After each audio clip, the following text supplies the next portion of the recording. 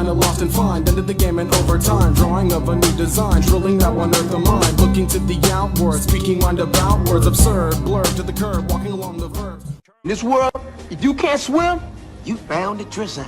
Hey everybody, what is happening? h2h back with some more Madden 17 Ultimate Team gameplay. I see dude's got himself 399s out there, so should have a good opponent at least. Team should be balanced out there. Mine's probably around like 95-ish overall, I think, you know, when they're lined correctly, 95, maybe 96 now. But we went back to Randall Cunningham for a little bit here, which I've upgraded here. This was the final game from the last week's stuff. I hadn't been able to play. Should be able to get some games in tonight, tomorrow for the new scheme, though, that we're running. As we go out there trying to hit the big play, and we just missed. I need that dive animation, man. I just did not get that. It might have been better off letting the computer trigger that one. But, yeah, let's come out, and I make just a blind read. Bad read right there. He had ran cover 3 so much, I assumed he was going to be on the top side, and he actually switched up there, so it was just my fault for not paying attention to that one. So go out here, going to have to play some D to make up for that, though, and he's going to hit underneath. You know, it's normally that's where the safe is. And so first 10, and okay, we're stuffing him in the back there. Is that, was that Blunt, maybe? Looks like, you know, I'm normally not too worried about those sort of guys. It's more the formation stuff and anybody, like anything, you know what I mean? And you just don't let those guys get going, and they're not going to be too bad. And so 3rd and 1 though out here, and DRC gonna shut that down. Have him play in the middle, just mixing it up. Even though I think he's a better outside guy, but he does save us there. We're gonna be pinned there on the goal, and he runs a nickel blitz 2. A lot of people like to run stuff like this, so as you know, we go back to the gun wing trio out here, and we'll dial this one up if he wants to run it again. Looks like he is. We get the right break right there. Steve Smith, there we go. Nice. We get the single move out there, make this one work, catch it upfield. Every so often I'll screw that up and go out of bounds, but that time we make that work, and we take it for a touch. So again, you know, if you want to throw nickel blitz 2, we want to attack that one real fast if they're in it, you know, and get them out of that stuff, especially you know, and I'll be looking for more plays that are like that. I know there's more in the book. I just, you know, there's a lot. I mean, there's a lot of really good formations in the book. We've only got through 4 so far, but they are now all updated, and in the link below I will put the full Arizona scheme. The Xbox has all 4, and we got the PS4 right now having the last 3 are updated in there, and that's free to anybody, again, in the comment section.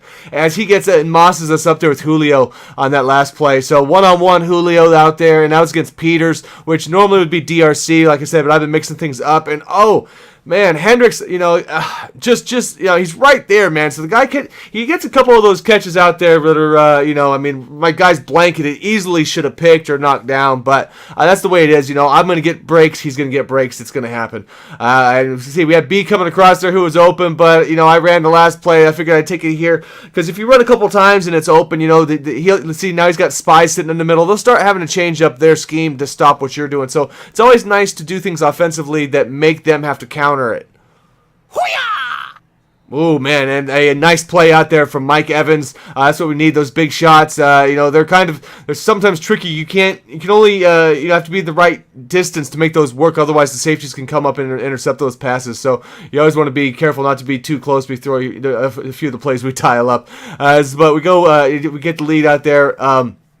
With that 14-7, those nice curls and all that check down, making those work. I see he comes up over the top again. So, all right. So I see right there, that's the second time I've seen him want to get Julio styled. So, you know, I'll give him a little extra attention for there. And, oh, man, we get the pressure coming off the edge from Sean Lee. See, he's even rushing the passer pretty well. I mean, he's makes a nice spec catch. But even with Sean Lee, it's like less and less where I need Clowney out there, surprisingly. I mean, Clowney's obviously better rushing the passer, but Sean Lee really can be out there every down, even when you run, you know, especially if you run a lot of nickel and stuff like that.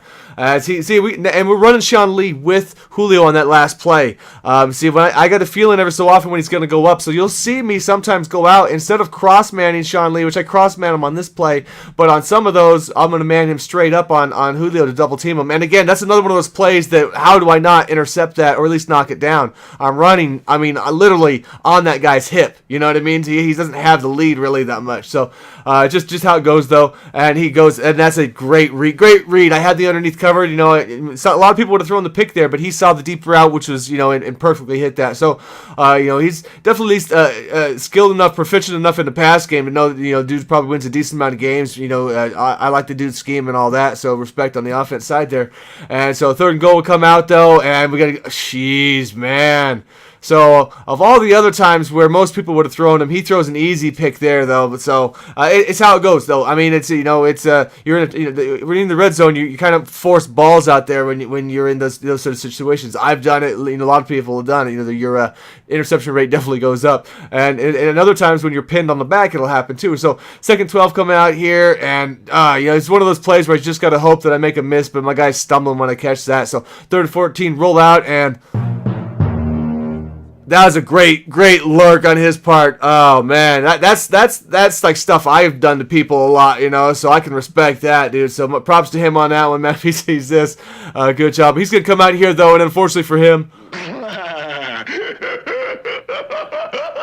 yeah. So we get that right back. I was coming out there. I had user in the area. We get tip drill going on, and we managed to make that work. Oh man, so we got pressure now.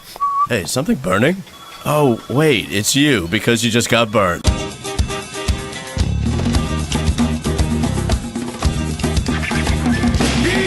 I had seen that on the previous play. I knew that was open. I knew if he ran similar coverage, I would have that. Just one of those things, man. On the play before, sometimes some of the plays that I have will take a little bit of time to develop, so you'll eat a sack here and there, but, which is... only mainly because I don't accept the checkdowns. And look at him. Oh, what an excellent play. He's got beaters dialed up too, man. That's like a high-low read concept play there. And that in the coverage, I had a blown coverage on one side, and he took advantage of that. So, I go out there, had a comfortable lead, and now he's coming back with that. 2 minutes to go, though. So if you come out here, you put a good drive together, though, and that should really wrap that up. But so we come out here, and I throw the ball too late. And that's all it takes on a play like that. He comes up as that Deion Jones, maybe even making that play. I don't know. He's got the middle route open, and I get back and see it. I just missed that, man. So the timing of that, it's just a lot of both of our plays go either way on those sort of things, man. But so first in rolling out, he's got a great setup on that one. I'm on the wrong side, so had me going on that one, man. Misplayed the play action, and so now we got this got everything locked up, and oh man, I didn't see one of the two routes out there, but you get kind of that comeback little play out there. So he's getting closer, 2 yards out. We go out and dang, man, we put the hit stick on there, put the big stick on that, and okay, so we're gonna come out now. 4th and 3, got to get the play out here. Let's shut them down if we can. And oh, great, we're going to OT, man. Really? Can you feel the tension in the air right now? I know I can. I can feel it all the way down in my plums. Getting all swollen, with a light blue hue to them, fresh and juicy, ready for the picking. All the school children are lining up to put them in the sack lunches. Hey, that plum looks good. Can I trade it for your Twinkie? No, these are my plums. I want to bite into that plum and let the juice spill down my chin. You know what I mean? So coming out of the gates here, trying to get Tevin Coleman going, making easy out here, and he held on to the ball, and that's one thing he's done well for me. He actually hasn't put it on the ground yet. But 4th and 2, need a big play. We get him out there. We want to make sure we get the good spacing, because I'm sure that if he would have touched me, I would have dropped it. Even though his touchdown to tie the game to overtime, he had 3 guys hit him, and he still held on to it. But I got too crazy on that play though. I should have had a lot bigger play from that Steve Smith one, man. But we're gonna come out here 3rd and 12. Oh man, we're gonna be under pressure right now, guys.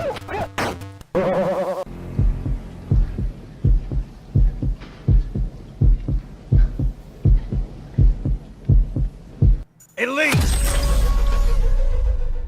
And that's what we want to see from Julio, man. He got to make a play like that. So we'll come out here 2nd down, and it's a fumble. Fumble liar.